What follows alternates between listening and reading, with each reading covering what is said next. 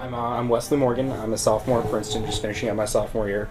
I'm in the ROTC program here, and I've also spent a little time in Iraq last summer and be going back this coming year. Well, I've known, certainly since 9/11, that I wanted to serve in some capacity, and I wasn't sure exactly how, whether it was going to be CIA or FBI or military or what. But since Princeton does have an ROTC program that's easily accessible, unlike the other Ivies, it just seemed like the natural thing to do when I got here. And it was also part of the reason that I chose Princeton over other schools. So certainly since I got to school. Last year, my freshman year, I reported for the Daily Prince, and that was just one of my activities that I did. And for the second article that I wrote for the Prince, they gave me the assignment, go interview an interesting alum. And I thought, well, why don't I interview David Petraeus? Because he at that point was a 3-star general. He was in the United States. He was not in Iraq. And I thought he might be willing to sit for an interview just because he got his master's and PhD at Princeton and is very friendly to media. So I gave him a call and asked if he would be willing to be interviewed. He said he'd be thrilled to, because he's just a very sort of enthusiastic guy that way.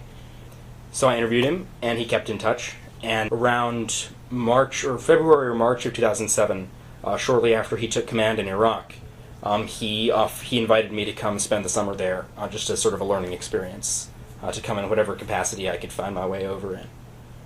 So I did, and in last summer of 2007, I spent about 5 weeks in and around Baghdad, embedded as a reporter with different infantry cavalry units that were participating at that time in the surge. I was never in a sustained firefight or anything, but depending on the area, you usually get shot at a little bit, like in terms of snipers or like an RPG when you go outside the wire. In Turmiya, just north of Baghdad, and in Rashid district in southern Baghdad, there was definitely a lot of sniper activity that you could hear. You'd hear a few times I heard bullets like ping off the Humvee I was in. I had a couple of RPGs that were kind of near misses, but it's not like the reason they were near misses is because the enemy was a bad shot. In those areas it was a pretty poorly coordinated militia, and there really wasn't too much to worry about. The scarier thing is the roadside bombs, the IEDs.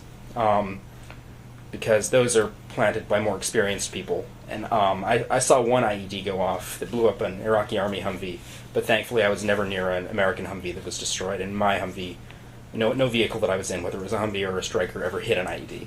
I was surprised, and I shouldn't have been surprised, but I still was, by the attitude of some of the soldiers toward their operations.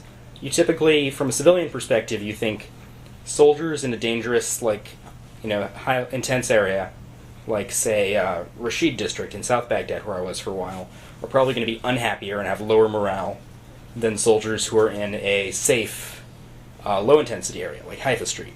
And that would be sort of a civilian perspective on it, but that's completely false.